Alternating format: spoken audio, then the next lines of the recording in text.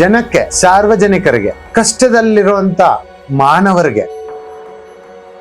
ಇದರಲ್ಲಿ ನನಗೆ ಹೊರಗಡೆ ಏನು ಬೇಕಾಗಿಲ್ಲ. ಹೊರಗಡೆ ಅಂದ್ರೆ ಏನು? ಹೊರಗಡೆ ಒಂದು ದೇವಾಲಯ, ಒಂದು ದೇವಸ್ಥಾನ, ಒಂದು ದೇವರು, ಒಂದು ಶಕ್ತಿ, ಒಂದು ಪೂಜೆ, ಇದೆಲ್ಲ ಏನು ಬೇಕಾಗಿಲ್ಲ.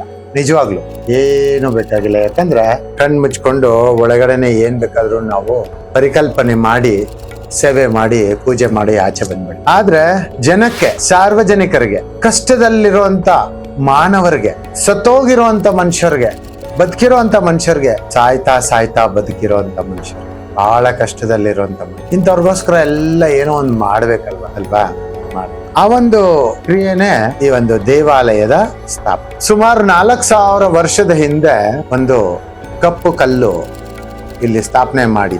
ಆಗ ಜನ ಕಡಿಮೆ, ಮಾನವರು ಕಡಿಮೆ, ಅಲ್ಲೊಬ್ರು ಇರೋರು.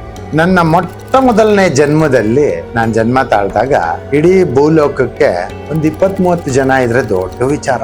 ಅದು ಎಷ್ಟು 1000 ವರ್ಷ ಅಂತ ನೆನಪಿಲ್ಲ.